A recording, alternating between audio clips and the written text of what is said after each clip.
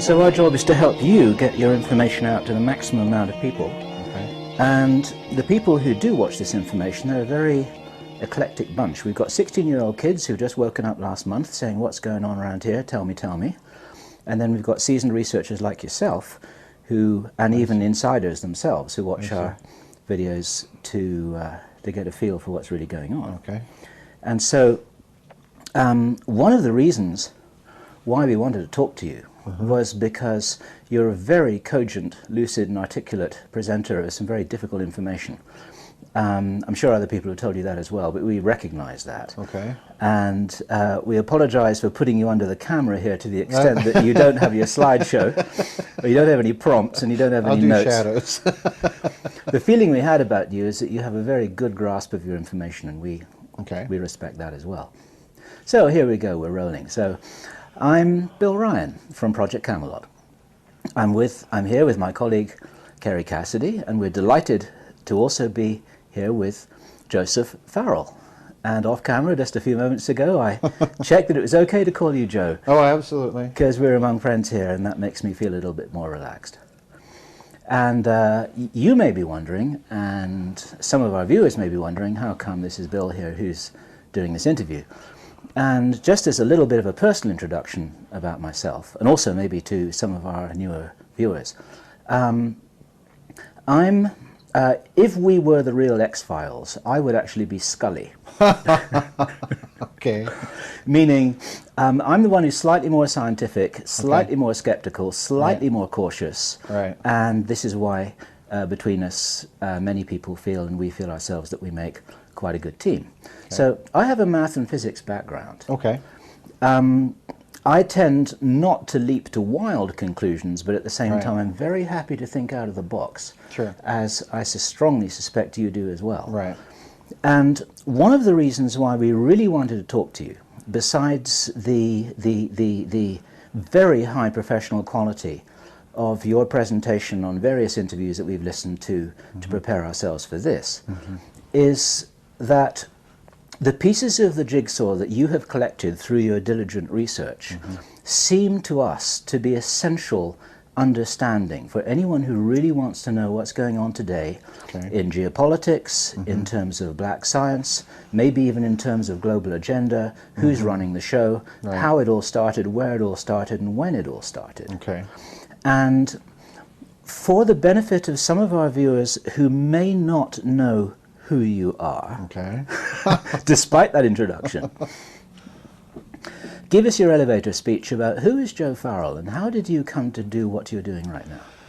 Well, Cliff Notes version, my father was an engineer, so I kind of grew up in a household where science was always kind of a main thing to be stressed, and I've always been, individually interested in it. And for quite a long period when I was a child, and all through high school later on, I wanted to be a physicist. And then my senior year I got senioritis, I'm afraid, and wimped out of calculus and selected music theory as my alternative study, but that proved to be almost as difficult, if not more so. So I was also a musician, and I got into music, and then when I was in college I took philosophy, and that diverted me even further away from my original goal into philosophy and ancient texts.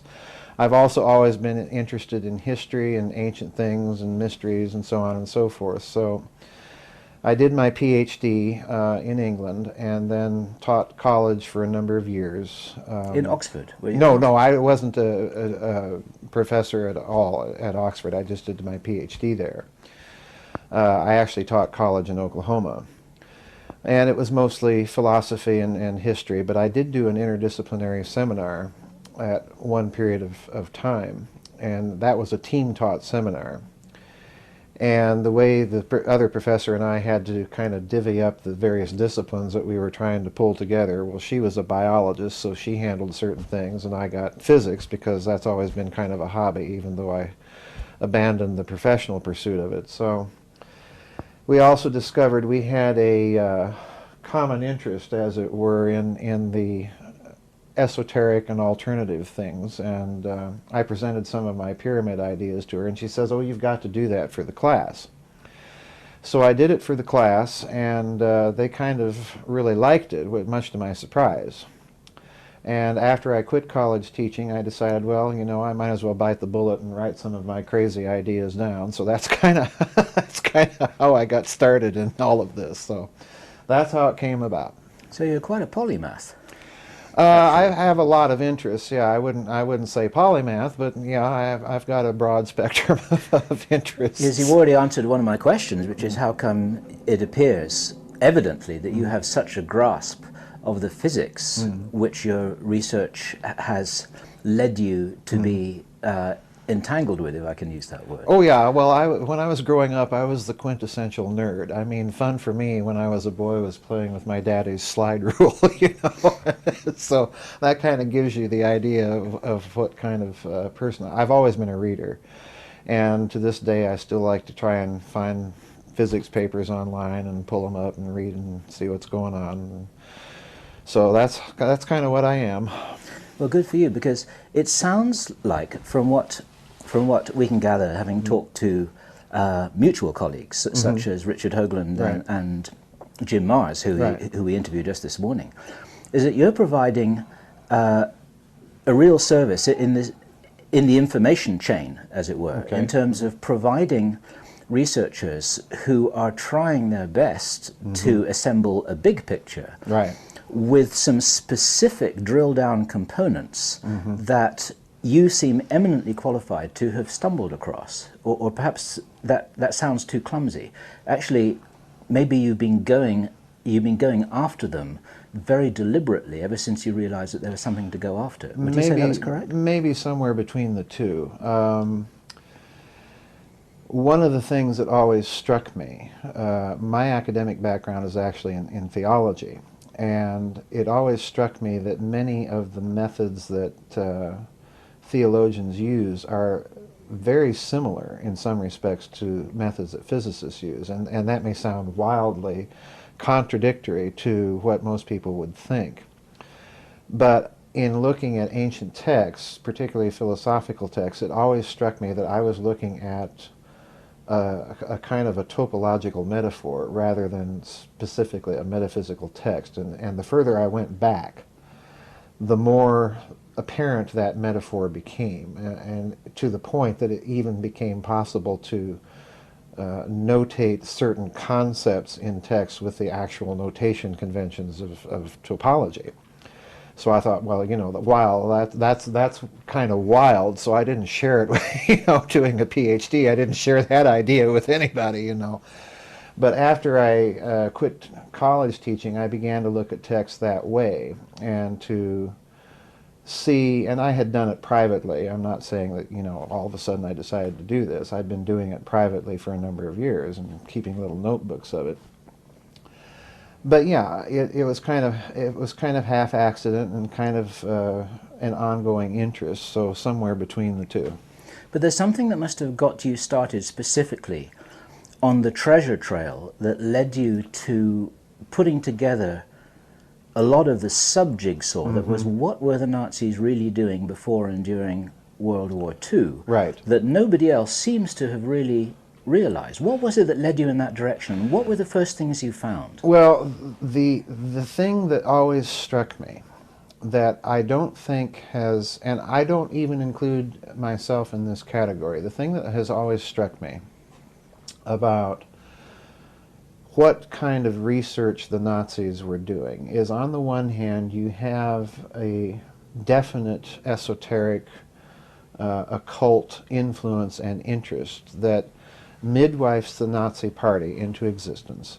You have a definite esoteric and occult influence at work after the Nazis take power. And, you know, one of the things I like to point out is that the Nazi state, with the SS and Heinrich Himmler, when he creates the Ahnenerbendienst, the so-called Ancestral Research Bureau, if you go to the Nuremberg tribunals and pull up the brief, you have to kind of dig for it, but you can eventually find it. It's a short little statement, declaration that establishes this thing. But one of the things that he puts in as one of the purposes for this department is that it is to investigate all of these areas for their potential military application. Okay, so we have that influence at work. And then on the other hand, as you know, being mathematics and physics background, you have during that period of say 1920 up to about 1931-32, you have this spate of publications in Germany of various unified field theories, Kaluza, Einstein, Eddington, and so on and so forth. So you have that kind of scientific ferment at work.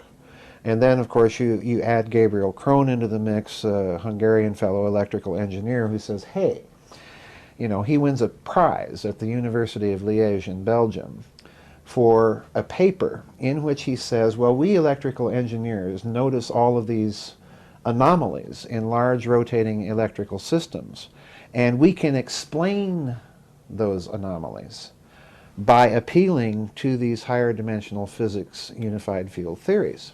So in other words, if you stop and think of the implications of what he said, the technology of electrical circuitry circa 1935 is producing anomalies only explainable by these higher dimensional mathematical physics theories. He's telling you, in other words, these theories are engineerable. They may be incomplete in the theoretical sense, but they're nonetheless engineerable theories. And that's an important statement. Which is highly significant, Oh, because yes, he's marrying absolutely. two totally different worlds. Yes. The engineering and the practical, Yes. and the abstruse and the mathematical. Absolutely. Absolutely. And, you know, one of the things that struck me, I've just acquired some of Krohn's papers. I went out and bought one of his books, a little old Dover book publication. But what he does is he takes the tensor calculus and uses it as a way of analyzing electrical machines. Now, this is Einstein's tensor calculus from his 1928 unified field paper. This is right. And one of the things specifically that you'll notice in Krohn, although he doesn't come right out and tell you, I'm now going to show you how torsion works, is he appeals to that very concept. So you've got these two very different things going on as kind of an intellectual ferment in Germany at the time. You've got the esoteric and occult interest, and you have this very abstruse theoretical and engineering interest. Now, I've always suspected that there is some sort of connection between the two, and this is kind of what got me interested in the whole Bell story, because the department of the German government that is conducting all of this very exotic research is precisely the SS. What year are we talking about now? That's another good question. The Bell Project itself, I think you can make a kind of a case, actually has its conceptual kind of proof of concept stage beginnings before the Nazis take power, and may have been as early as circa 1924 and 25. That early? That early. And the reason I say that is in one of my books I reproduce this little, kind of a two-column filler article that ran in the Frankfurter Allgemeine Zeitung, I think it was, but it was written by none other than Dr. Walter Gerlach. Now, Walter Gerlach, you know, he's one of the most famous physicists at that time of history. He's a Nobel Prize winner, you know, of the famous Stern-Gerlach experiment. I thought, well, whoa, because what he's talking about in this article is the possibility of the transmutation of elements, specifically in regard to mercury, to gold, and he's calling it a new alchemy. And that really brought me up short, because, you know, this is, number one, before the discovery of nuclear fission by Otto Hahn, okay? So he's got some very different concept in his head. And he's a smart guy. And he's a very smart guy. Yeah, this is not a second stringer, you know. And when he uses this word alchemy, it's just crystal clear. You know, I even reproduced the original German article and then translate it, so you know that I'm not making this stuff up, folks. It's the same word in German, isn't it? Oh yeah, alchemy, yeah. Alchemy. You can see it right there in the article. So he writes this article, and then it's very clear, he makes a kind of a final little statement that, you know, this should be investigated further, and to do so is going to, you know, hint, hint, require a lot of money. You know, so this is kind of the typical scientist's appeal to the government. All right. Okay. Well, the reason I think that the project may have begun at this time is because it is precisely Dr. Walter Gerlach who is the project head of the Bell for the Nazis. Okay. See? Now, Joe, I wonder if I could stop you here, because Sure. what we've got here is we've got the first 10 minutes of what's sounding like a really interesting movie where no one's quite sure what's going on here, Yeah, but they're right. interested. Okay. Now, for our viewers, okay, we've talked about Einstein, tensor calculus, something Right. that sounds very abstrusely mathematical, It but not is. everyone's going to understand. The Nazis, and something called the Bell. So what's the plot line here? Why should anyone Pay care attention to about this. this extraordinary story? All right, very simple. It's my belief, just to give you kind of a very short Cliff Notes answer, it's my belief, number one, that the Nazi atom bomb project was successful. Now, what I'm going to do is simply ask your viewers to accept that as kind of a given for the sake of argument, so that I can kind of set the context, okay? If you look at the project classification of the Bell, the Nazis classified it as Kriegsentscheidend. In other words, within the classification system of the Third Reich, the Bell was classified absolutely uniquely and at the very pinnacle of the system, and it is the only project in Nazi Germany to be given that specific classification. In other words, higher than the atom bomb. Okay? So in other words, to the Nazis, the atom bomb is, you know, already kind of old stuff. Okay? So that gives an indicator of what the significance is. But if you look at the physics that they're trying to investigate, I believe they're investigating it for three things, for the purposes of achieving three things. Number one, they want to free Germany from energy dependence on foreign powers and foreign oil. So in other words, they're investigating the so-called zero-point energy. Okay? Number two, the same sort of physics they have seen is kind of a gateway or window into advanced field propulsion, or anti-gravity, if you want to call it that. And the third thing, of course, Nazis being Nazis, is that they want to engineer this physics for a weapon. And of course, we're dealing now with a physics that, again, can engineer the fabric of space-time locally. Okay, now, just once again to summarize this before we go into even more detail. Sure. What you're referring to here is you've picked up the research line that was started by Igor Witkowski. Nick Cook and Igor Witkowski, Right. this thing that seems to have been called, well, for lack of a better word, the Nazi Bell. We don't know what they called it, do we? Well, actually, they did call it Die Glocke. Die Glocke. And they had another nickname for it, Der Bienenstock, the beehive, beehive. because of the sound it made. But the one of the actual project code names was Projekt Kronos, or Project Time. Okay? Now, many people leap to the conclusion that, well, they're trying to build a time machine. Well, no. Time is involved, because again, you're trying to use torsion to tap into the ability to manipulate the fabric of space-time. What's torsion? All right. Torsion, the way I like to illustrate it very simply, is if you take a soda can and empty the soda out of it and then wring it like a dish rag.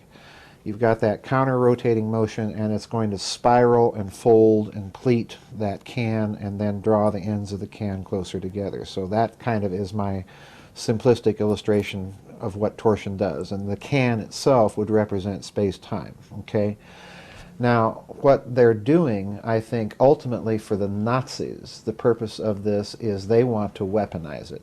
And of course, and I've said this over and over again in my interviews, if you're dealing with a technology that has the potential to engineer space-time, that means that if you weaponize that, potentially you have a weapon that would make a hydrogen bomb look like a firecracker. It's truly planet-busting stuff if you've got the proper engineering behind it and, you know, develop appropriate power systems and so on, which, again, this one and the same thing will lead to zero-point energy, so there's your power, you know. And there are some very smart scientists Oh, yes. in that time. Oh, I yes, mean, absolutely. one might actually say the world's finest, would you say? I would say so. And again, you know, this is why I kind of prefaced my remarks by mentioning the atom bomb, because the kind of the post-war Allied legend, as I like to call it, is, of course, the Germans were a bunch of nuclear bunglers, you know, and they didn't have enough manpower and they didn't have enough money, you know, and all of this happy nonsense that you hear in the textbooks. Well, to me, this story really doesn't make much sense. But and you're right. They've got Heisenberg, they've got Hartek. I mean, these people are not second stringers at all. So, yeah, what the Germans are doing. And I want to emphasize here the importance of why Nazism would be the ideological cauldron for this. Because Nazism, of course, had banned Jewish physics, in other words, relativity, okay? And they even had ideological difficulties with aspects of quantum mechanics because it was too statistical, it was too probabilistic, it wasn't deterministic enough for some of the Nazi ideologues.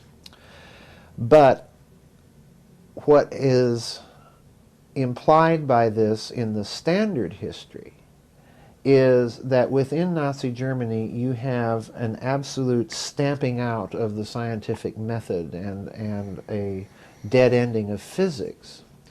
But I think if you look now, 100 years after relativity, we see precisely that physics has dead ended. We have this kind of dogma in place now.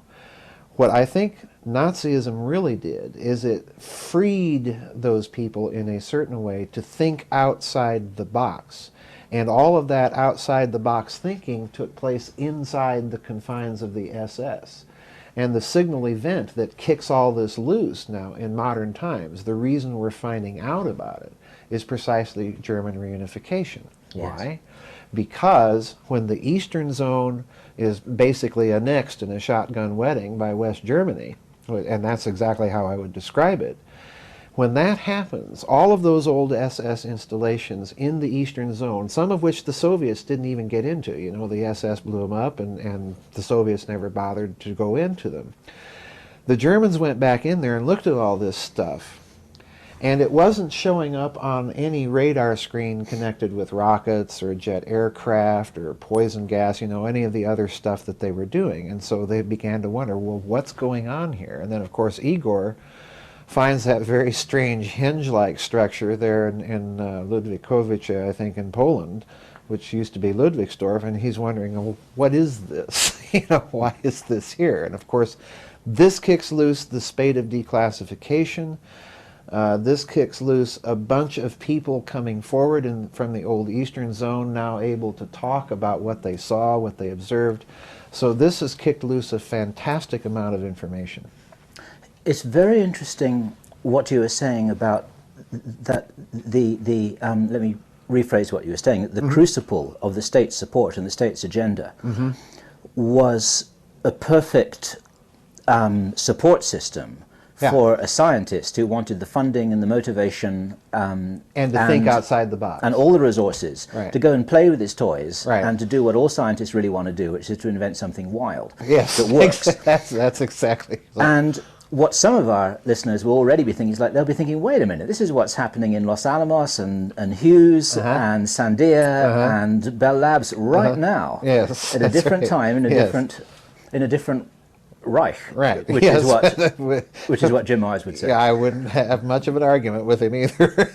But what I also think you're saying, at the risk of putting words into your mouth, is that if we want to understand that stuff that I just mentioned, then we need to go back to exactly this data trail that you've been following, because this is because what we're seeing nowadays is the progeny of that. Is that correct? Yeah, Nazi Germany is, you know, it's really a weird state when you examine the scientific implications of it, because let me go back to that SS department that Himmler sets up. Okay, you're going to go out there and you're going to research the Aryan heritage. If we look at the Nazi state and we go back to what Himmler sets up with this department, and he says, all right, go out and investigate all of the aspects of the ancient Aryan heritage, but the mission brief is broad enough that he gives them.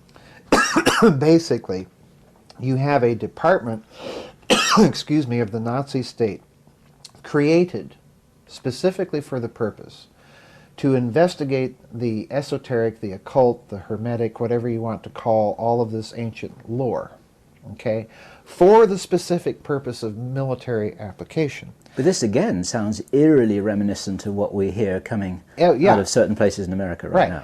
But here, what I'm emphasizing here, and what I want to kind of tie into what you said, is that this is the first time in modern history that a major world power has invested serious financial and personnel resources to do this. And it's very, very clear, you know, in Nazi Germany's case. So we have this cauldron, this crucible, that, you know, I take kind of almost diametrically the opposite tack that a standard academic historian would give you of this Aryan physics. We know what the failures are. I mean, they're palpable, they're blatant.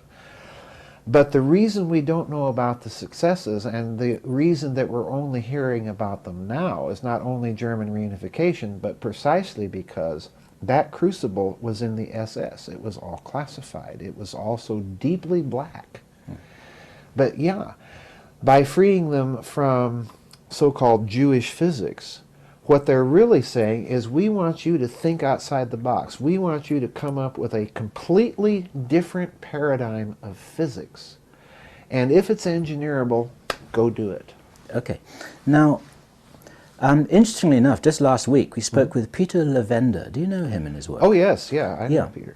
We were delighted to talk with him. And of course he's somebody who is a document researcher like yourself, and he described to us how he went to the very famous archivist Dr. Wolf, who showed him the archives of the SS Ahnenerbe, and his words were that his jaw dropped. He never knew such a thing existed. And it's really interesting to us that you've been down that same rabbit hole. And what I'd love to ask you about, if this doesn't deviate from your thought line here, is what is the connection between this hard but brilliant and out-of-the-box physics with the occult? I think, again, if you go back to the remarks I began with, I think if you go far enough back and look at certain types of texts, for example, the Hermetica, okay, and read them without the standard academic approach with metaphysics eyeglasses on, and read them rather as a topologist, as a mathematician would read these texts, or as even a materials engineer, you know, might read these texts. What pops out of these things is a profound metaphor of a physical medium that creates information, okay? And that's a very modern idea.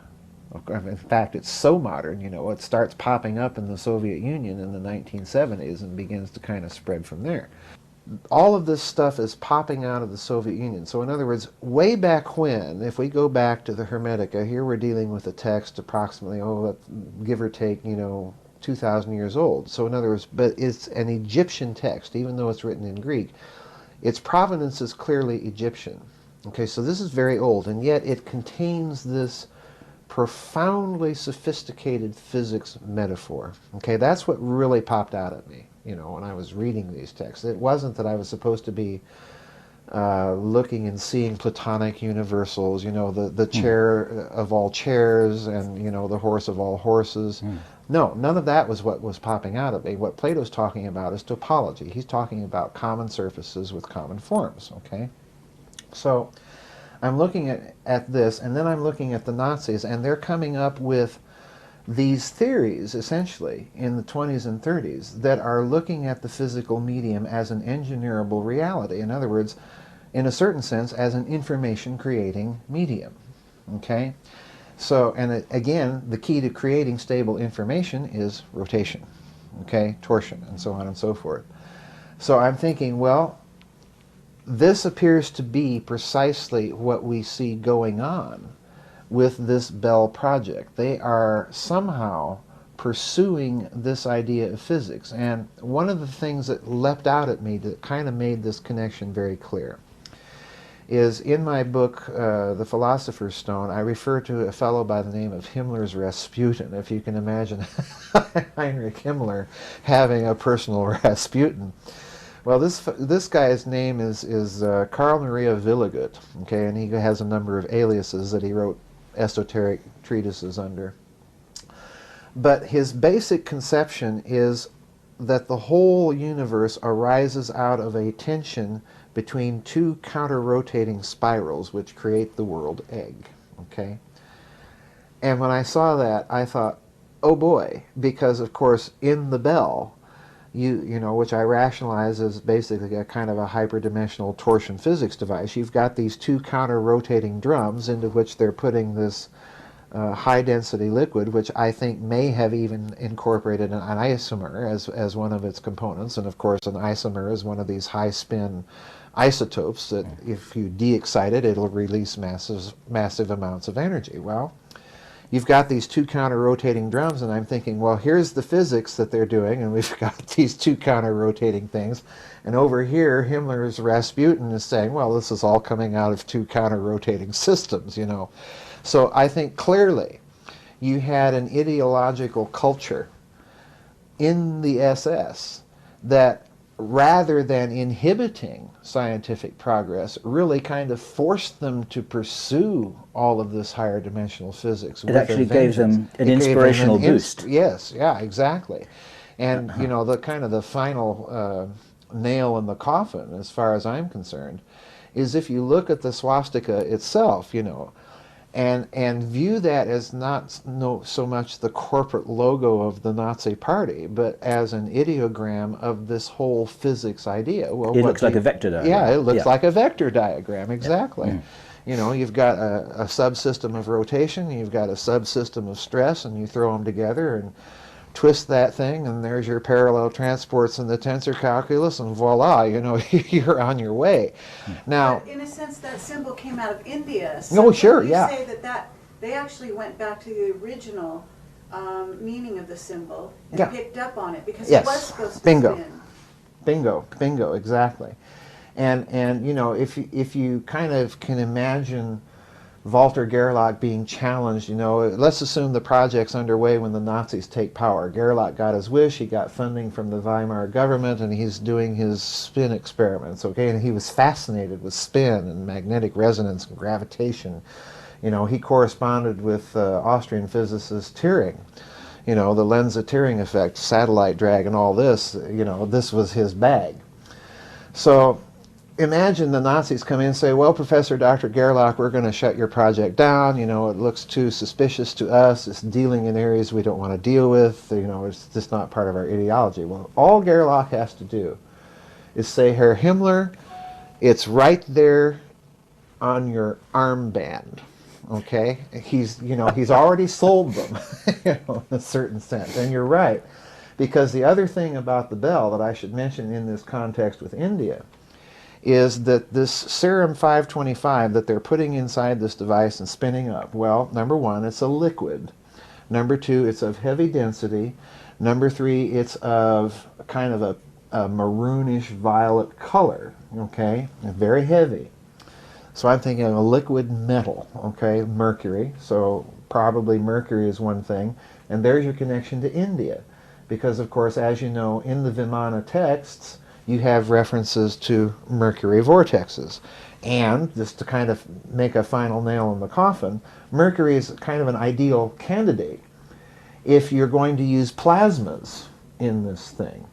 And again, you know, you have astrophysicists in Germany, Hüdermans, looking at the sun, thinking, okay, we've got nuclear fusion up there, and they've already noticed the sun rotates, but the plasma is rotating at different velocities, so you've got this differential rotation, they call it, but that's just a fancy word for, you know, it's rotating at different velocities, and they're putting all this together in this device.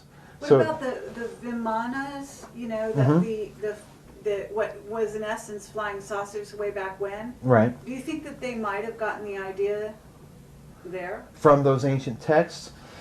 Let me put it this way. I don't think it's even necessary to say that that might have been a motivation. However, within the culture of the SS that is conducting this research, you're going to have one department, the Ahnenerbe, reading these texts and taking them to the scientists to analyze, and the scientists are going to look at these things and say, oh, isn't that interesting? Because over here, Professor Dr. Gerlach has been studying this. He won a Nobel Prize for examining aspects of this type of physics, and he's been investigating and researching ever since. And they're putting these two things together. I think that's what's happening in Nazi Germany. They're doing the first attempt, in a certain sense, to go back at these ancient texts and say they contain a scientific metaphor and therefore a technology. And we have these papers now that we can see this. Let's try and reconstruct it. This is a vital thing, because that means they have also seen, and this is again a part of Nazi ideological belief, that there was a very sophisticated ancient civilization. So in another sense then, yeah, they're trying to reconstruct this stuff. In that sense, they're kind of a resurrection of Atlantis. So yeah. And are they looking at the Egyptian pyramids? And they're looking at everything. And they're getting all kinds of clues. Oh yeah, absolutely they are. You know, because at exactly the same time as this, they were mounting expeditions all over the world to try and get hold of anything they could get hold of. Oh yes. They would give them clues to all of this, right? One of in this regard, this idea of an ancient civilization and trying to get clues into it. You're familiar with the 38-39 Schaefer expedition to Tibet. Okay? Yes. Well, Himmler is a personal sponsor of this. What I find interesting is that in spite of the heavy influence of the British Raj in Tibet, the Nazis not only were able to gain entry into the Potala from the regent, they came out of Tibet with an entire copy, as Peter Levenda's research establishes, an entire copy of the Kangshur, this ancient Tibetan epic, which is supposed to be about this very sophisticated ancient civilization. And they make it back to Germany with this. And they knew its importance. Oh yes, absolutely they did. Absolutely they did. So some of their technology could have come from Tibet as well, from Tibet. I think some of their technology some of their thinking has to come from looking at these texts and looking at all of these very abstruse ideas in physics and putting them together, because they fit so snugly at places at times that it really is astonishing. And I didn't dare write about any of this when I when I was a professor. That's why I wait until after I get out of there, and now I'll write it down.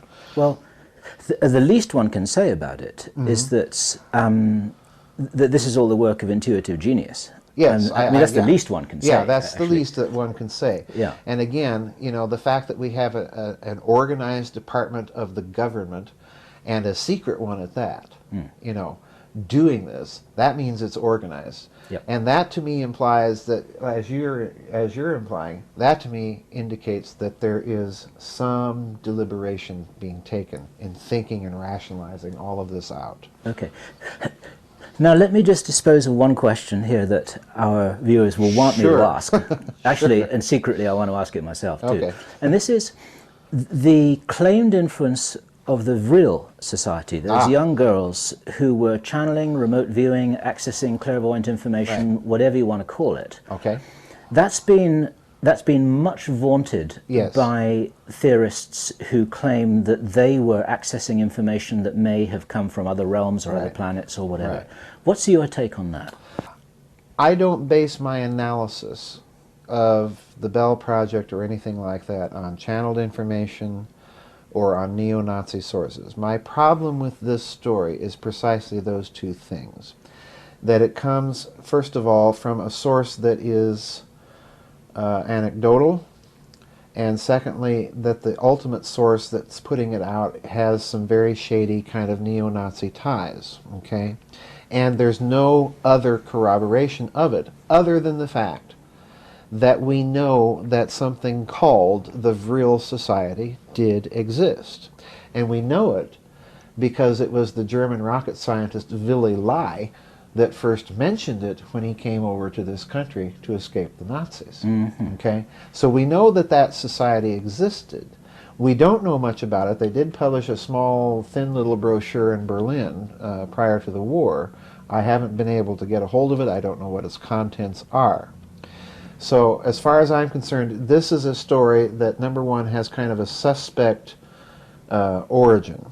And number two, I haven't been able to find anything other than this story to corroborate that the Nazis are doing this. I do know that the Ahnenerbe is doing research that we would now consider paranormal or psychic or remote viewing or what have you. Certainly they were.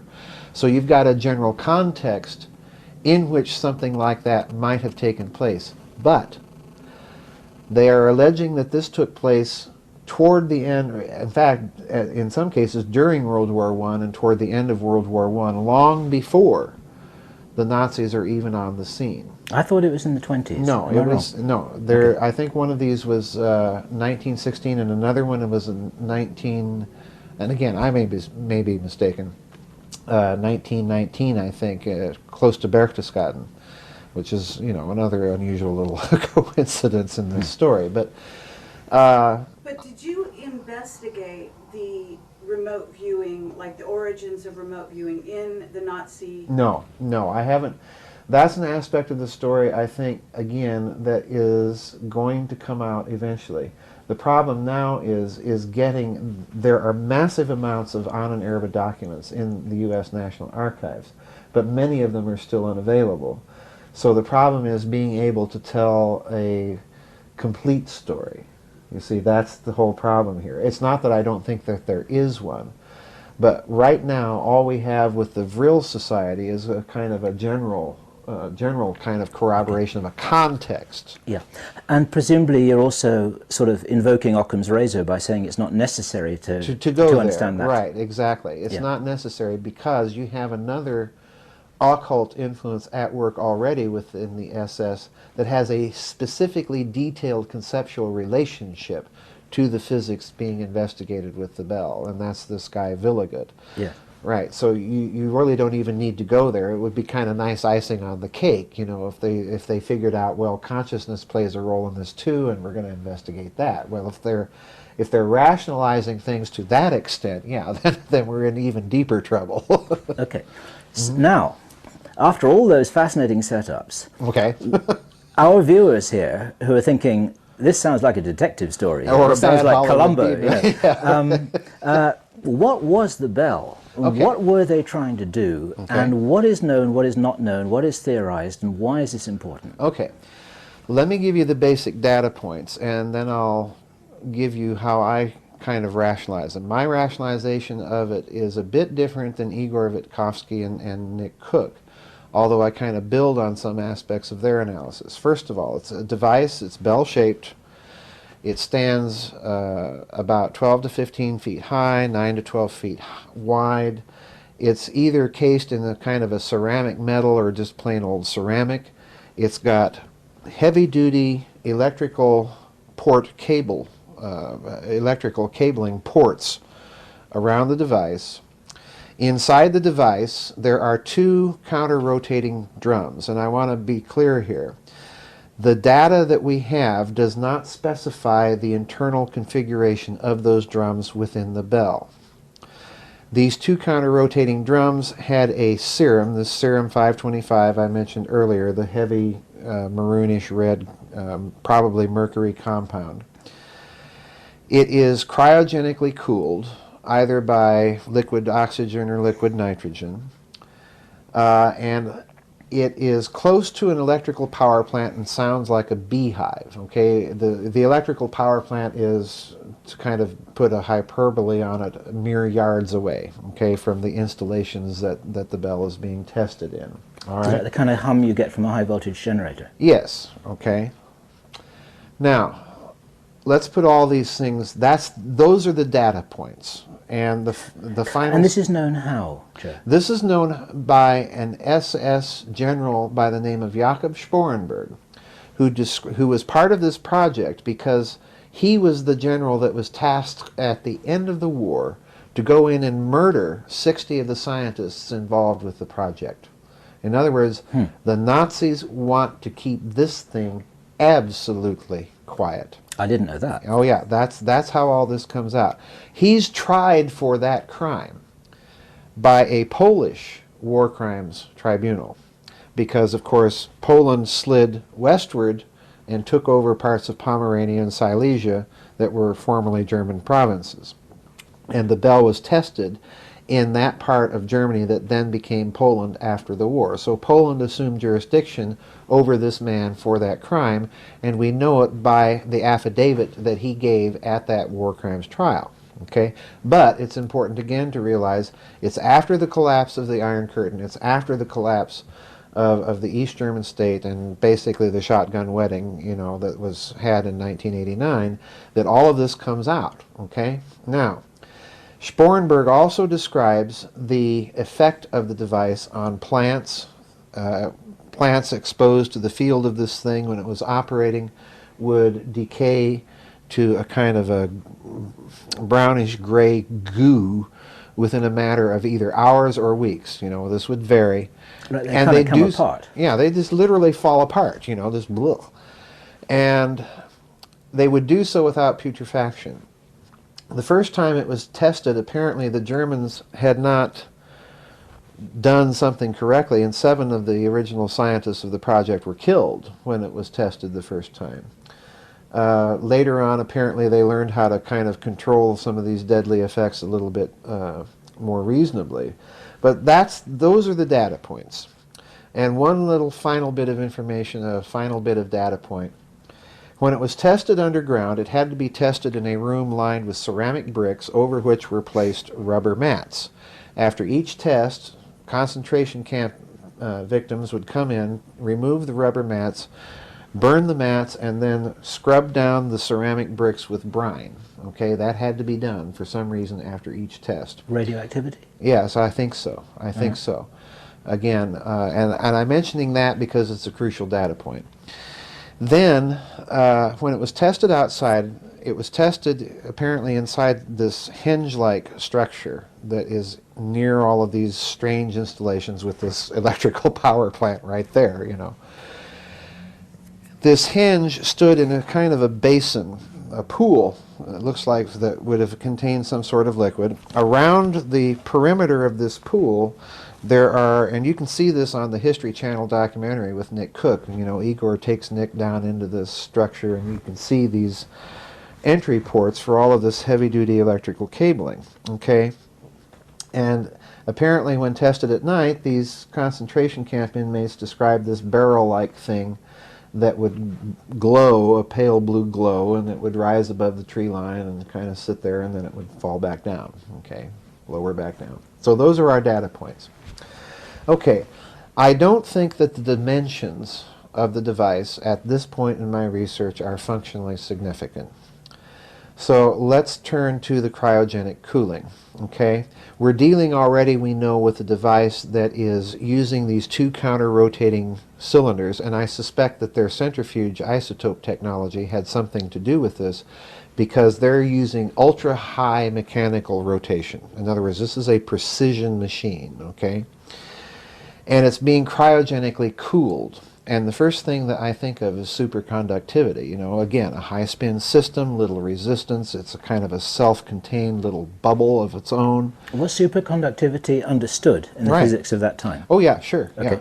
Yeah. And then the next thing is we have this mysterious substance which they're putting into these cylinders and spinning up at high speed. I think that the presence of this power plant and the sound of the bell as a beehive indicates that this whole thing was electrically pulsed with extremely high voltage direct current electricity, okay? And that the drums were set up, and Igor agrees with me here, this is his analysis that I'm borrowing from, that you have a cathode and an anode, and this will arc to the center, and as this stuff is spinning and cohering along the same plane of rotation and being pulsed, electrically pulsed, It's going to drive it inward, create little plasmoids, and you're going to get even more spin out of this thing. So in other words, the way I'm rationalizing the device, ultimately, is they are attempting to maximize by every possible means this extreme torsion shear effect. This is exactly what they're going after. They're trying to figure out if they can manipulate and engineer the fabric of space-time. With what end? To what end? Again, I think there's these three purposes in mind. The bell is part of the departmental oversight, let's say, of the bell, is three things. First, you have some attachment to the Forschung, Entwicklung, and Patente, which is a super secret SS entity that is pulling every patent application within the Third Reich and later occupied Europe that has national security implications. Number two, it's under an entity called SS Entwicklungsstelle 4, which means Development Area 4. Okay? The mission brief of that department is to make Germany energy independent. And it's that department that you have investigating things like controlled fusion, zero-point energy, and so on and so forth. So it's attached to that department. And then the final department that it's attached to is General Hans Kammler and his think tank down in the Pilsen, Czechoslovakia, in the Skoda Munitions Works. And the mission brief of that department of the SS is to brainstorm its way from first generation to second and third and fourth generations, and here's the key, to work out the necessary steps in the technology tree to get from one to the other, and then to do it. Mm-hmm. Okay?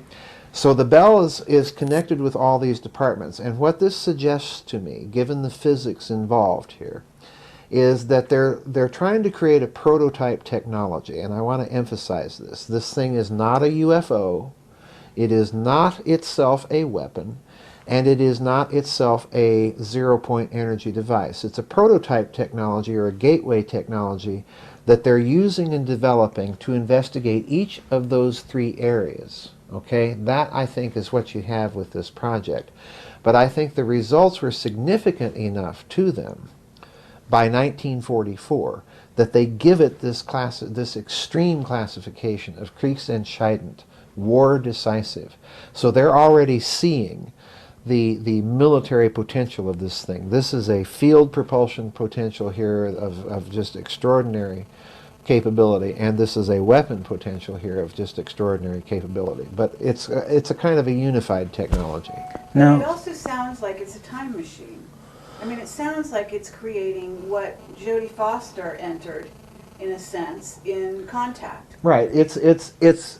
I use the term time dilation here, and I don't want relativistic associations, but I don't want people to think that this is a device that can be used as a practical device for, time travel going backward or forward into the future. But the field effects here on plants, I think, are key. And another thing I should mention is I think one of the purposes of this serum and the use of probably some isotope of mercury and nuclear isomers was precisely the fact that if they were able to achieve a severe time dilation effect, the way you're going to try and measure it is precisely by changes in radioactive decay. Okay? Mm-hmm. So I think this is yet another reason they're spinning this stuff up and pulsing it. It's kind of at one and the same time the fuel of the device and the measurement of what they're getting out of it. Okay. But is it possible, two things. Mm-hmm. One, that if in spinning, which it's creating a portal in essence, it's creating a torsion field. It's creating this twisted can effect. But you're saying it affected plants on the outside of it. Yes. Is there any chance that on the inside you wouldn't have the same effect? Good question. To my knowledge, and I think Igor Vitkovsky would probably back me up here, to my knowledge, there is no evidence that this device was constructed in such a way that you could put people into it or plants or animals or what have you into this device. Now, that doesn't mean that, let's put ourselves in the Nazi shoes for a moment and kind of speculate. If by, say, 1942, 43, when it is very clear from the documents that Igor has gathered, they have been successful enough with this project even to split it into the physics component and the medical component, okay? Which indicates, Igor thinks, and I think that he's quite right here, that the Nazis have decided, okay, we're far enough along, we need to learn how to limit the effects of this stuff on living beings, okay? So, if this is the case, then there's nothing to prevent the Nazis from building or modifying that machine, building another one, so that they can do precisely that, okay? And that would be a logical step for them to take. But as of yet, we don't have any hard evidence that they did this. So that's all I'm saying. So, yeah, it has a field around it where the effects are quite deadly. Now, as a leap, Sure. and one that some of our viewers may already have been making, Uh-huh. if, to mirror what you said at the start of our conversation when you said, well, let's assume that the Germans have been successful in establishing some degree of nuclear weapon technology. Right. Let's suppose that the Americans had done something in the Montauk Project, Okay. as it's popularly been Portrayed. as some kind of a Stargate device that Right. involves huge amounts of electrical power, a lot of trial and error experimentation, and even the idea, you know, heaven forbid, that children picked off up the streets were used as a means of trying to push them into this thing to see if they would survive a journey. Right. Is this a ridiculous leap in your mind, or is this something that you're willing to entertain theoretically, that there's a connection here as this Between technology... the Bell and Montauk? Well, yeah, I mean, because as this conversation continues, I want your take on what happened to this technology after the war, the significance of Camelot. Right. And what happened to him, and what happened to this technology, and the deals that may have been made, Right. and whoever, and where it is now, what happened to it? Because Okay. this is not the kind of thing that's just abandoned, this is a failed project. No, no. Certainly not. There are too many smart people Oh, yes. who are too interested in keeping on playing with this incredible toy. Okay. Well, let me dispense with Montauk. That is not a project that I have investigated deeply, okay? I've investigated enough to know that there's a lot of, if I can use the expression, wacky stuff out there, and I just don't want to go there. There's been really only one good book about it, in my estimation, and I can't even recall the title of it. From some of the descriptions of the project, yeah, it appears that they're kind of investigating similar things, but not really. So I don't make a connection between the Bell and Montauk at all in my mind intuitively. It just has too many. It's got too many elements, like the Vril Society channeling all this information, and that's where we're getting this science. It's got too much of that for me. But as for where does the Bell go? The way I kind of outline in my books, it appears to me that Martin Bormann is the key figure here. And in each and every case that we see these German scientists surrendering to the Allies, let's give the example of the rocket scientists. We in the United States get sort of the creme de la creme, okay? As to where the Bell goes, in my opinion, Martin Bormann sees to it that the Allies and the Soviet Union get more or less an equal division of the technological spoils. He sees to it, according to my research, that the United States gets crucial atom bomb components, a fissile U-235, infrared proximity fuses that are a nice handy thing to have around when you're trying to detonate plutonium cores, you know, all of this technology. He sees to it the United States gets. He sees to it that the Soviet Union gets a crucial Nazi scientist that had developed certain isotope enrichment technologies. Okay? Who was that? Baron Manfred von Ardena, who of course used cyclotrons and mass spectrometers just like Lawrence did over here. Okay? So this goes to the Soviet Union, along with the centrifuge technology. So he's seeing to it that all of this technology is being equally divided. But if you're going to have a post-war extraterritorial Nazi state, so to speak, and it's going to have organization, and if you're going to have an ongoing research project, there's two things you can't have. You can't have atom bombs, because that's going to require large enrichment plants. Of course, that's going to be an easy target. You can't have large rocket gantries. You're going to need a project that is truly sensational and would pay massive dividends, and yet be a project that you could much easier keep secret. Okay? And that's the Bell.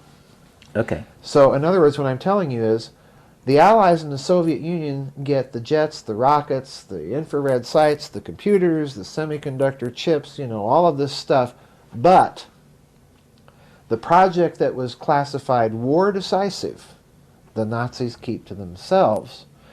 And in my research, I think that definitely a case can be made that the post-war fusion project that was taking place in Juan Perón's Argentina is really nothing more than a continuation of certain aspects of this Bell project. In other words, with all of those Nazis located in Argentina, including, as I make a case in my books, Martin Bormann himself, you have the boss, in other words, right there in the area where this secret Argentine project is being conducted. So in other words, Perón is not really the one that is in control of this. It's Bormann. He's the financier. Okay? So you have the Bell not going to the West, not going to the Soviet Union. You have it going to Argentina. Now you mentioned Kammler. Okay, but I'm sorry, Sure. I have to ask, Sure. don't you think there's a very good chance that what was going on in Argentina was under the purview of the United States? Because a lot of the head Nazis did go to the United States, wouldn't you say? Well, there are Nazis that go here, but the important ones, no. And the reason I say that is that if you go back to my book, SS Brotherhood of the Bell, I pick up on something that Igor Vitkovsky very explicitly mentions in his book. And that is that it appears that the United States was desperately trying to reconstruct the personnel team of the Bell. Okay? In other words, we didn't get the people, and if we're trying to reconstruct the personnel team, that means we didn't get the documents from the project. And probably we didn't get the device. If we had the device, we probably wouldn't have needed much of the personnel. Okay? So we really didn't get much of anything. I've only been able to identify 2 Bell scientists that made it to this country. One was, incidentally, Dr. Hubertus Strughold, who was involved in the medical aspect of the project. The other one was a fellow by the name of Dr. Kurt Davis. And now this guy is an interesting character because he apparently was one of these top scientists, because he was the man that designed the power plant for the Bell. Okay? Now here's why he's significant. I have a picture of him in SS Brotherhood of the Bell, and he's standing right next to Dr. Werner von Braun at NASA. You're nodding your head and smiling. You know where this is going. He's standing right next to Werner von Braun at NASA, and they're kind of pointing off to something in the distance like that. And he's a senior flight director for the Apollo program at Cape Canaveral Okay, so in other words, as an administrator, he's got his hands in all the NASA pies. Okay, but the man isn't even a rocket scientist. He's an electrical engineer. It's really weird, isn't it? It's so weird, Yeah. to go there Yeah. where you want me to go. It's so weird that I happen to think that this indicates that there's an alternative technology in play here Okay. in the Apollo program. And, yep. Yeah. Let me inject a little anecdote that Sure. may make you smile. This is a personal anecdote, and I don't even think Kerry's heard this one. My father was a facial recognition expert who worked with the British Home Office. Okay. He, among many things, he invented PhotoFit, the facial recognition system used to catch crooks. Okay. And Identikit, which preceded it, was an idea that was stolen from him. Right. And every now and then the British Home Office would consult him with a special request. And I remember sitting around the kitchen table in the 1970s, when I was in my mid-20s, and my father looking at pictures of Martin Bormann.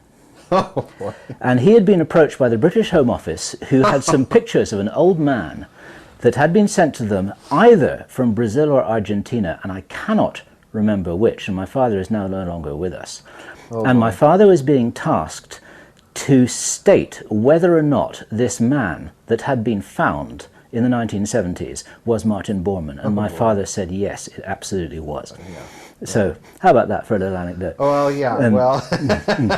Well, I've got an anecdote of my own. It's not my personal anecdote, but I mentioned in my Nazi International book that the CBS journalist Paul Manning, that was a close associate of Ed Murrow, the very famous journalist that was in the UK during the Blitz and later on TV. Well, Manning wrote a book. This was after Ladislas Farrell had come out with his book, Martin Bormann, the Fourth Reich, and all of that stuff. Well, Manning, I think in a certain sense, was kind of miffed at the way they had treated a fellow journalist. And he wrote a book called Martin Bormann, Nazi in Exile. Okay, and he basically verified that the documents that Farragut had used in his book were real. They were legit. Okay, well, he found something else. He found that Martin Bormann, I think around 1967, had cashed a check at Manufacturers Hanover and Chase Manhattan Bank. It was cleared through Deutsche Bank in Buenos Aires in Argentina, and the check had been cashed over his own signature. Incredible. Amazing. I don't understand, where you can back off the link between this, I don't know how to say his name, the guy in Florida. Davis, Kurt Davis. Davis, okay, and Bormann. Okay. In other words, you're in essence saying they no longer spoke? Oh, no, I'm not backing off that link at all. Quite the contrary. No.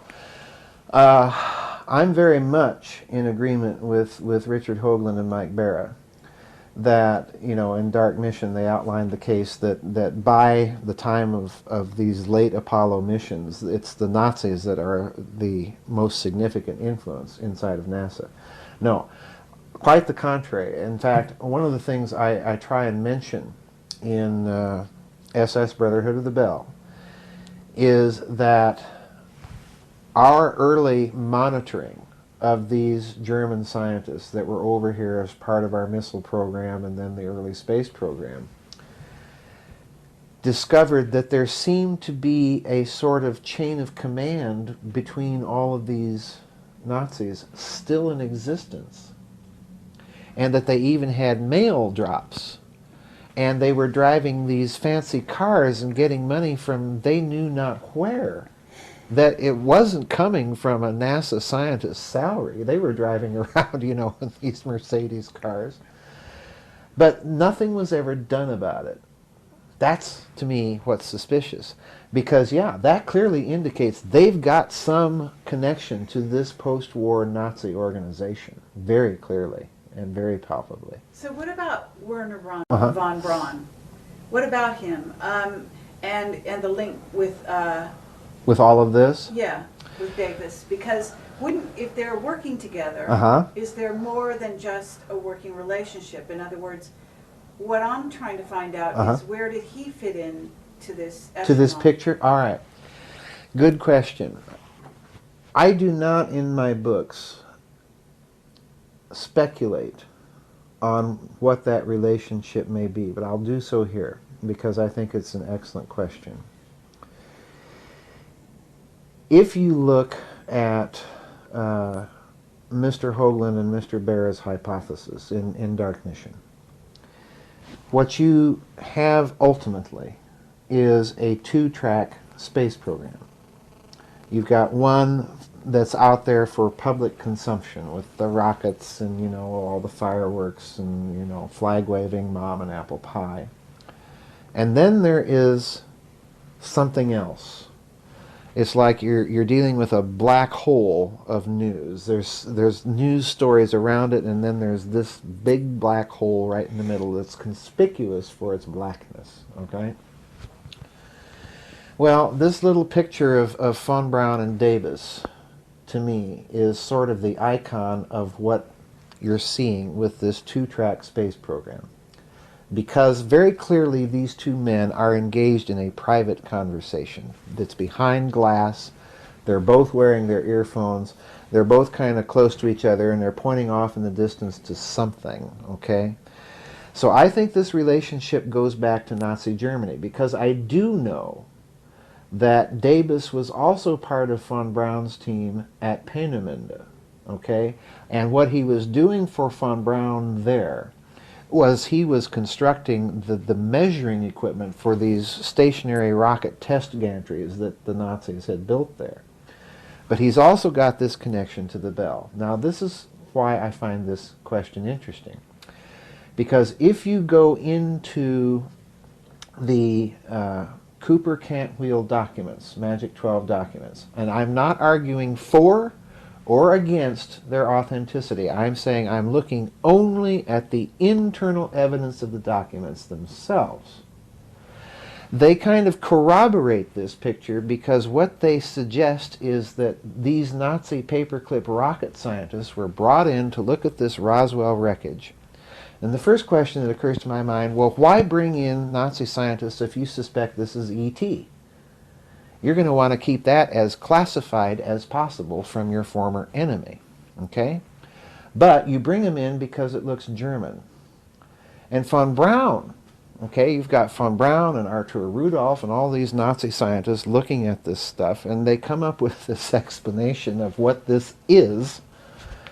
It's some sort of neutronic engine with fusion that's taking place and so on and so forth. And that tells me that if that's true, then somebody, if it's disinformation, somebody knows that Davis and von Braun communicated something way back in Nazi Germany, and that von Braun knew enough about this other secret project to be able to say that to his American interrogators. And hence we go back to that picture. What that picture represents to me is that this two-track space program begins in World War II and in Nazi Germany. Because what do you have? You've got rockets that are very visible, and you've got this Bell thing and all of this secret stuff that really doesn't even come out until after German reunification. And the Nazis are seeing to it that the Soviet Union and the United States get the jets and the rockets. But they're keeping this to themselves. If they're keeping it to themselves, what have they been doing with it in the last 63 years? Excellent question. Because if you can imagine, let's just go back. You've got Martin Bormann sitting in Argentina with a joint bank account with Juan Perón that's sitting on top of almost $800 million. That's a hefty chunk of change at that point in history. Properly invested, and Bormann was a financial whiz. I mean, there's no doubt about this. He knew how to move money and make money.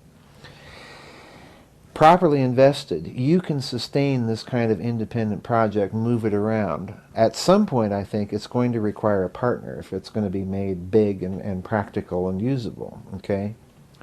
But yeah, in 63 years, it's very feasible to me that they've worked out the medical bugs, you know, that you can put somebody inside one of these contraptions and fly it around, okay? Yeah, it's very conceivable to me that this would be possible.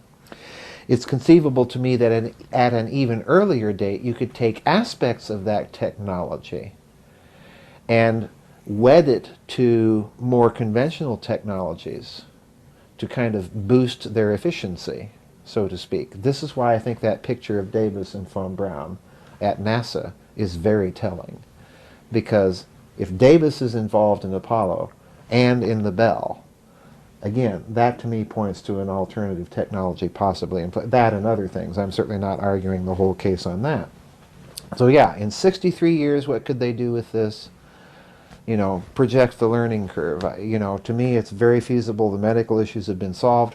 They may have been able to find, excuse me, a practical application for free energy. But, you know, here's the bad news. Once again, they may have been able to weaponize this stuff.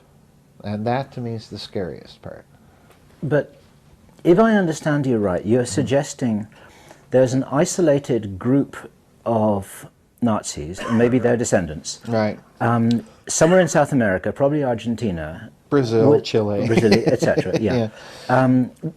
With access to this salvaged and exported exotic technology, with continued funding and continued protection from somewhere, that are doing what? They're not having to pay their electricity bills, they're flying around, looking around, and weaponizing it against who? This doesn't seem to make sense on its own. Okay. Let me give you a context. The modern financial meltdown, to me, is a sign that there is a breakdown occurring between the old post-war détente. And what do I mean by that? The founders of the Bilderberg Group were Lawrence and David Rockefeller. Rothschild was involved. That represented kind of the Anglo-American corporate interest. But on the European side, who is the principal founder? Prince Bernhard of the Netherlands. Who's Prince Bernhard? He's an SS officer, and therefore, if you still have an extant post-war Nazi chain of command, and we've already mentioned that we do, if you have an extant post-war Nazi chain of command, then an SS officer like Bernhard answers to his chief, which is Martin Bormann, who holds an SS four-star general's rank. Okay? But Bernhard is also a vice president of, oh looky looky, IG Farben. Okay? Which incidentally, I want to point out, IG Farben was only finally completely liquidated in what year? I have no idea. 2003. Really? Yes.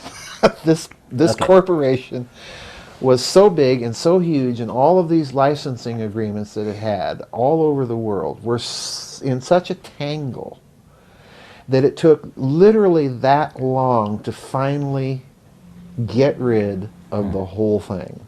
That's an enormous amount of power. But did Now, Bormann report to von Braun? No. Von Braun reported, if anyone was reporting in that chain, it's von Braun reporting to Bormann. Okay? Okay. But let's get back to Prince Bernhard. Because present at these early Bilderberger meetings is a very significant figure. It's Dr. Hermann Josef Abs, who is the CEO of Deutsche Bank, one of the world's largest international banks. The bank that incidentally cleared Bormann's check in Buenos Aires that was drawn on Manufacturers Hanover and Chase Manhattan, big Rockefeller banks, okay, Morgan Rockefeller interests. So putting all of these little pieces together, what it looks like to me is that the Bilderberger Group's first secret purpose after the war was to take all of this liquid cash that is sitting in the hands of these post-war Nazis and move it through these Western banks, make it available to these Western bankers, And a lot of it, I suspect, was even kept off the books, okay? They're laundering a huge amount of money, in other words. Now, here's the problem. I like to say, and I thank Richard Hoagland for this kind of analogy, because he came out with this one at a conference, and I just love it. With Martin Bormann, we're dealing with a Dick Cheney without the warmth and charm, okay? So in other words, when they're negotiating these deals, you know, that we agree with you, corporate fascism is the way to go, and we're agreed that world domination is kind of a cool idea, and we're willing to play ball with each other, okay? And here's a lot of money to do it, you know? Well, when you're dealing with someone like Bormann, you're dealing, as I said, with Dick Cheney with no warmth and charm. That money is going to come with a lot of strings attached, and when the markers come due, you'd better be able to pay. And if, with Bormann, you have an intelligence organization that was headed up by his friend Heinrich Müller, who I also believe escaped to Nazi Germany, the actual head of the Gestapo, you're dealing with people that can not only make threats, but carry them out, even against the extremely wealthy and extremely powerful, okay? But the U.S. won the war. Why would Sort the of. U.S. let the Nazis go to Argentina with their blessing Simple. without having their hands in that pie? Simple, exactly. They've got their hands in that pie. Okay. And Bormann, as I've said, has negotiated. Again, this is a part of, I know you're under time constraints, so for me to answer that question, I'd have to keep you here, okay? But We basic, little time here. well, basically what we have with Bormann is working out a deal to surrender all these atom bomb components to the United States, okay? So in other words, Bormann already has a certain amount of moral leverage over the United States. He could easily expose the whole thing and expose the United States as having made a deal with the devil. It's a kind of a classical Mexican standoff, okay? That's part of the problem that we're faced with. And again, part of this deal includes all of this German military intelligence that gets kind of slid into the CIA, you know, but remains operationally under the control of the very same Nazi general that it was in control of during the World War itself. And there's a whole bunch of Oh yeah. and there's a whole bunch of mind control technology. Oh, We haven't yes, even gone there. exactly. I mean, on and on this goes, you know. And for me, the real point is once we make that deal with the devil, we say, okay, Martin, or whoever, we need you to take care of some business, and we don't want to sully our lily white American hands with it, okay? But we know that you have the people that can do this. Sure. But in doing this deal, anytime that happens, you have just put yourself in the position to be blackmailed. And these people will do it. In other words, they can expose you as being involved in these sordid affairs around the world. So I think the whole result of this deal with the devil, and I think we begin to realize it right around the 1950s with Eisenhower. Because what's he warned against when he leaves office? Military-industrial complex. And he knows all of these Nazis, okay? He knows these Nazis because he fought them. And I think the warning he's giving the American people, and for that matter the West, as a matter of fact, is not so much against the homegrown American military-industrial complex, but who's infiltrating and weeding their way into all of these positions of power and influence within it, namely Nazis, okay? This is a very... I'm sorry to be so inarticulate here because I'm trying to connect a lot of dots very quickly for you. But yeah, I think the ultimate reason is they've got a gun to the Anglo-American elite's head. And to bring it up to modern times, and again, I'm simply speculating here in answer to your earlier question. But the behavior of the corporate elite at the bailout hearings with this business of no oversight, okay, and the kind of pronouncements coming out of major banking leaders and families and groups and so on, strike me as not being acted out panic, but genuine panic. And as I go around the world, I see panic, but it's not near the hysteria and pitch that it is in this country coming from Europe. There's certainly panic in Iceland, but it seems like the further east we go, the less panic and hysteria there is. But it's this bailout without oversight idea that looks to me, that's the kind of behavior of someone who's being blackmailed with a gun to their head. Well, we want a lot of money, but we can't tell you what it's for. This is a very, very interesting thesis. Yeah, it's very suspicious. Now, to put it into context with Nazis, and I think the reason, you know, perhaps for your question, is that the only thing I see within the context of recent history in the last 60 to 70 years that could put that extremely powerful Anglo-American corporate banking interest or elite in that kind of peril is precisely an entity that had enormous amounts of liquid capital that it moved into their banks and left there for a very long time as part of a deal.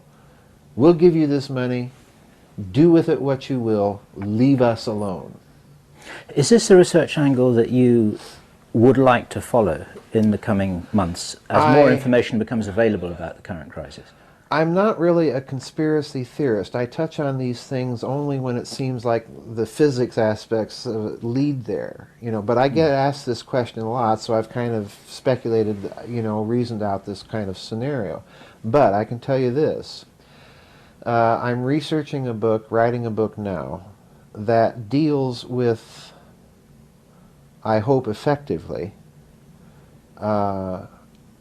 deeply seated and rooted reasons for this very strange connection between physics and finance that seems to pop up over and over and over again.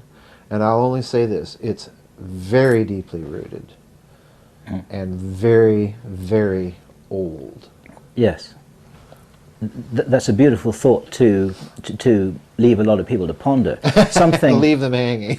Something that Peter Levender mentioned beautifully, succinctly when we talked to him last week. He said, look, the whole world can't go broke. Someone's got to have the money. Exactly. And something that seems very obvious to us when we're knocking this subject around between us is that if you look at all the black projects, all the modern day equivalents of the Bell experiments, wherever they are, on this planet or even elsewhere, then, you know, this is costing money. And if you think of money as energy, it's like where, you know, this energy is being drained out of the global circuit and it's going somewhere. Where is it going? Yeah, where's it going? Exactly. Which is another way of reframing the same question that I believe you're asking.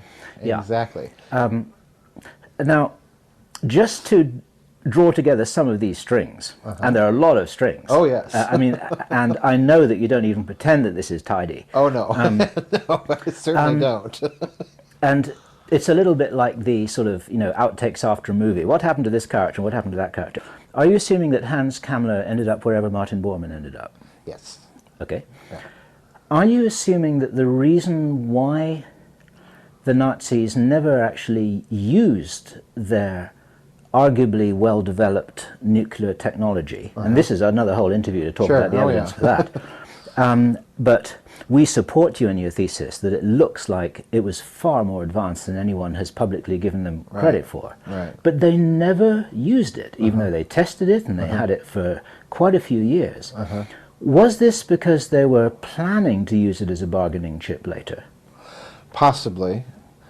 But I think you could possibly also make a case. Look, one of the things that I'm kind of a military strategy games buff. I play these things all the time. It's my entertainment. You know, I do this like people watch TV or movies. Okay.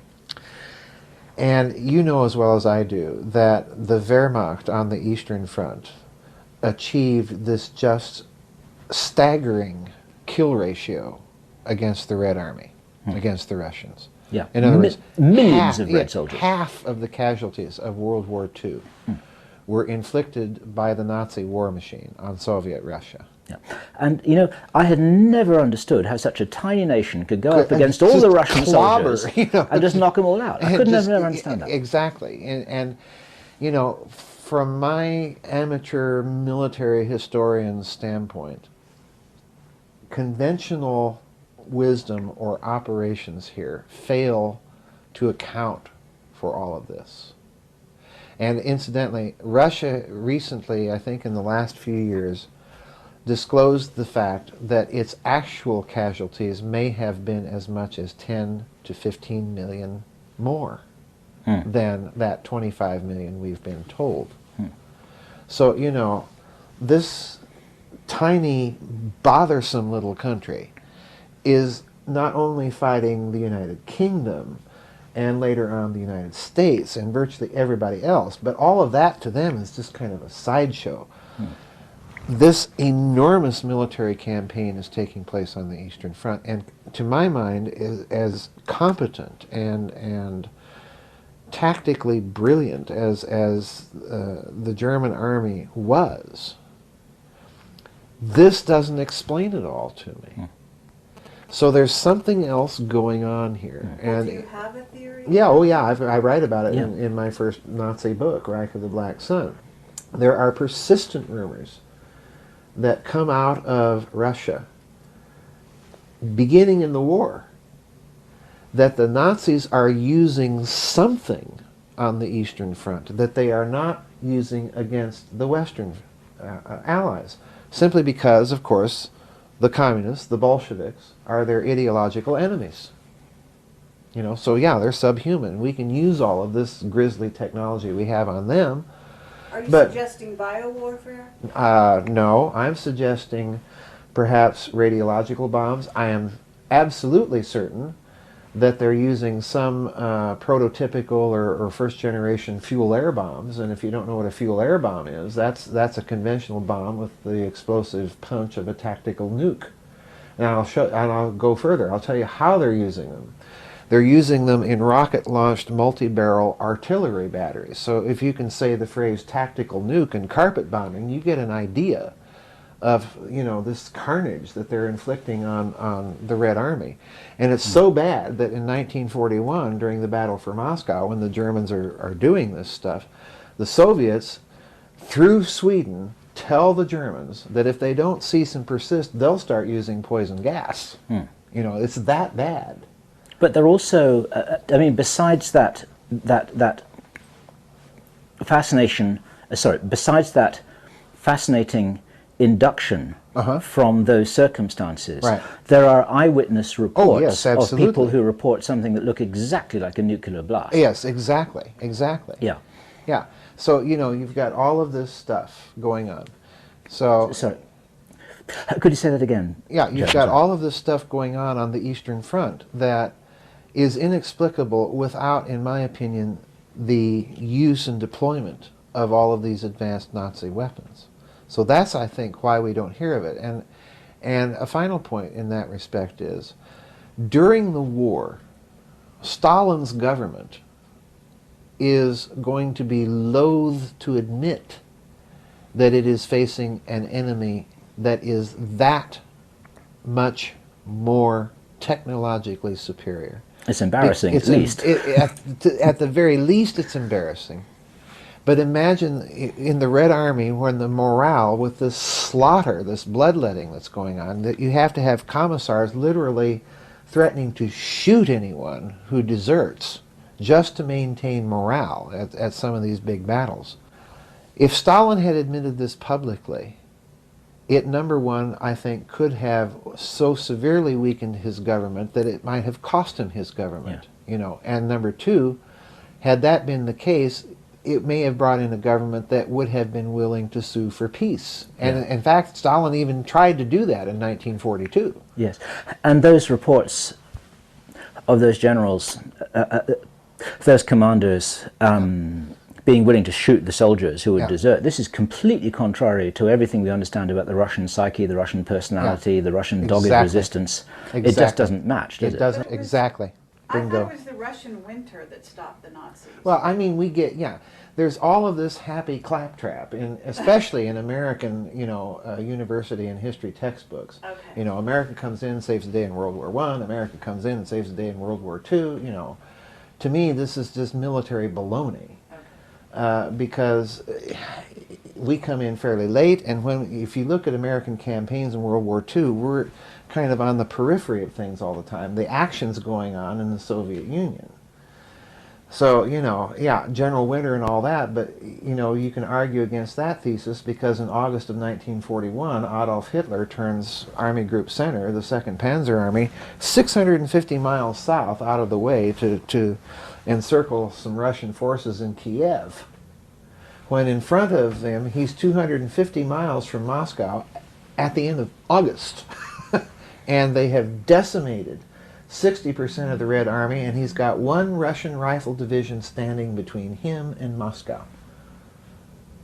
So the war was lost not by General Winter or General Mudd, but by Hitler making this dumb, stupid, silly, indefensible military decision to take that detour.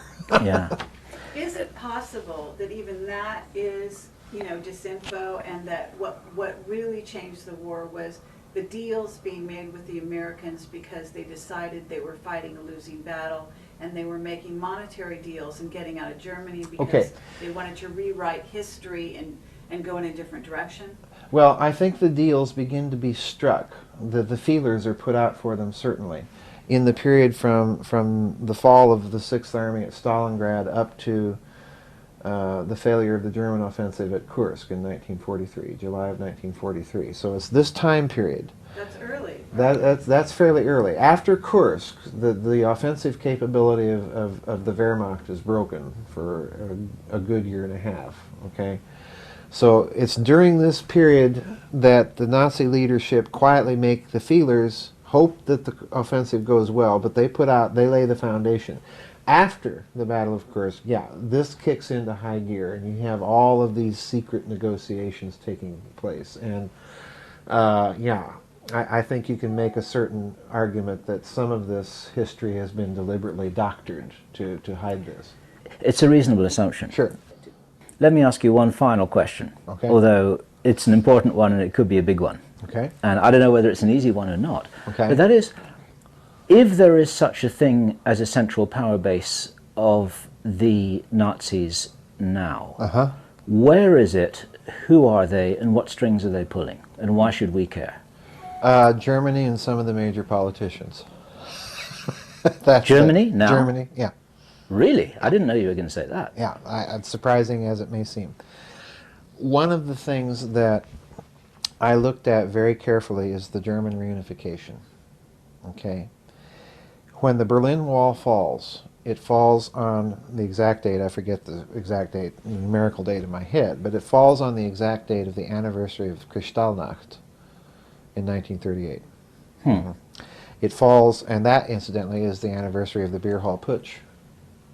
Okay? Okay. Now if you go back and recall what's taking place in East Germany at the time, there's all these mass meetings and demonstrations in Leipzig and Dresden of a bunch of East German intellectuals that are pushing for the reform of the East German state. They're not pushing for reunification. Okay? But then an amazing thing happens, and this to me is the dead giveaway. The meetings themselves begin to have lots of neo-Nazis start attending. And these people show up with cell phones, computers, and lots of money, and using typical Nazi tactics, strong-arm any opposition out of these meetings and begin to kind of steer them so that even the popular slogans that the reformers were chanting, "Wir sind das Volk," we are the people, is changed to "Wir sind ein Volk." We are one people. Ein Volk, ein Reich, ein Führer, okay? Now, on the other side, Chancellor Kohl's government in Bonn is very quietly but very seriously channeling money and driving this stuff. So in other words, when I'm saying you cannot have neo-Nazi cells in communist Eastern Europe suddenly popping up with cell phones, computers, all this money organized, ready to go, without having had an intelligence structure in Eastern Europe to begin with to support it. And when all of this activity happens, bang, all of a sudden Bonn has ready to go, ready to hand, a plan for reunification. And it's basically a shotgun wedding, and it's typical Hitler's tactics. Well, we'll give you the opportunity to vote on whether you want reunification. And again, what happens? When the referendum is held in those East German provinces, the neo-Nazis show up, and they are driving some of this activity to keep people voting that are going to vote for it, and to keep people that don't want that out. But Okay? isn't this part of establishing one of the central planks for the European Union? Oh, Isn't of course it is. Okay. But what does Martin Bormann say that he wants to do after the war? He wants to create a European federation or confederation which Germany will be able to dominate, and listen to his words now, by elastic political means. In other words, he's learned to speak the lingo to a T.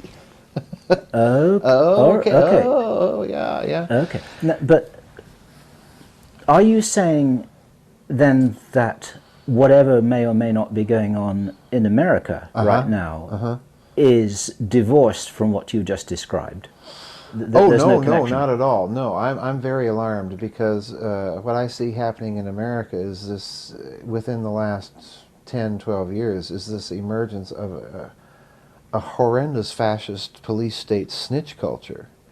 Oh, absolutely. No, I wouldn't say it's divorced from it at all. But I am saying, look to Europe and look at recent events very carefully, and look especially at the events surrounding German reunification and the moves Germany made afterward, almost immediately, to crack up Czechoslovakia and to crack up Yugoslavia. Because remember, it was West Germany, the recently reunited Germany, that was the first nation to recognize breakaway Croatia over the opposition of Washington and London. They did that unilaterally.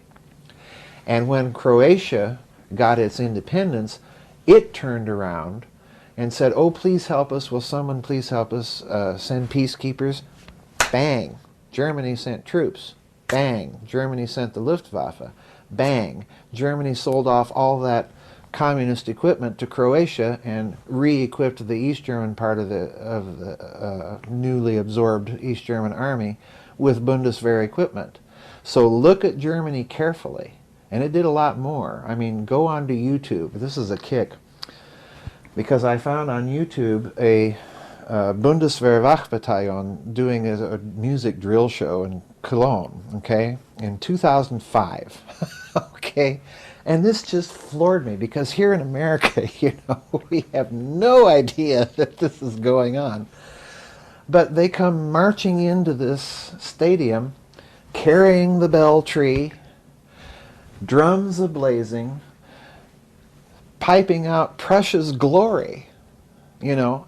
So in other words, I'm looking at a restoration of all of these old Prussian military traditions right before my eyes, and the only thing they're not doing is the goose step, you know, and I'm just floored. But it scares me, because I told some friends about 5 years before the reunification even happened, I said, you watch. If it does happen, they will slowly bring back all of those military traditions. And now, you know, just 2 or 3 years later, they're holding torchlight tattoos with the Bundeswehr, again, marching in, carrying the bell tree and all these old Prussian trappings, doing this torchlight military tattoo out in front of the Reichstag, you know. And So also, it's scary to me. I mean, it's creepy. Understood. Obama did the Just- special, yeah. the special photo At the op in front Siegessäule. of the Yeah. gate, right? Yeah, it's a It was supposed to be a Siegessäule. very important symbol. Oh, sure, of course. From a cult And standpoint. yeah, and I don't think this is a good symbolism at all. There's some people that do. You know, I'm disagreed with my good friend Richard Hoagland over this. But you know, why do we have a presidential candidate go to Berlin? Sure, it's nice to have good relations with Europe, obviously. It's also But got to do with the touch of the Kennedy. Yeah, it's good to have good relations with Moscow and Beijing, you know, and that would seem to me to be the logical place that you would go. But Berlin? But there's some subliminal thing going Oh, on sure. there where, I mean, if they permeated NASA, they have to permeate, you know, the undercover, you know, lab projects Right. thoroughly, and that means they've permeated the real secret government of the United States. But And so there's an alignment there. Okay, ask yourself this. The Hadron Collider, okay? You've got two huge counter-rotating rings, and they're going to spin up these particles and smash them together, okay? I find that whole counter-rotating idea really weird, you know, suggestively weird. But the really weird thing to me is, why is the first Christian Democratic Union Party Chancellorin of Germany, after Kohl, okay, a physicist? Did you know that? I did not. She's a PhD in physics. Okay. Why is she a PhD in physics? A PhD in physics. Yeah, and now you know what a German PhD is like to I do. get. You know, they don't hand them out by any means. And, you know, this to me, why is someone like that even in politics? But especially at that level. You know, this is not a PhD in physics becoming premier of Somalia. You know, this is a rather sophisticated nation technologically. So that to me, you know, it's another little indicator that we have to watch things over there very carefully. So now, what's really fascinating here, as you've kindly pointed out, we are under pressure of time this evening. We've only done nearly 2 hours, and we could probably do another 4 without even thinking about it, because there's so many places this conversation can go. Oh yeah. I don't know when we would next all be in the same place at the same time, but Right. right now I would like to say that we'd love to talk to you again on Sure. on audio to explore some of these themes. Sure, that'd be fine. And I'm quite sure I'm going to wake up tomorrow morning, if not go down right now in the escalator with a whole bunch of questions which I haven't had a chance to ask. Right. What I do want to do is I want to thank you for your diligence, your creativity, your articulateness in explaining these concepts, which are difficult for a lot of people to grasp, because this story is so huge. You've been describing that part of the iceberg that is not often seen. Right, right. And someone's got to do it, and I think you've done a wonderful job. Well, thank you. I appreciate that. And it's our pleasure and our privilege to assist you in that. And we look forward to seeing you again. We look forward to talking to you again. It'll be my pleasure. And thank you very much for your time. Thank you.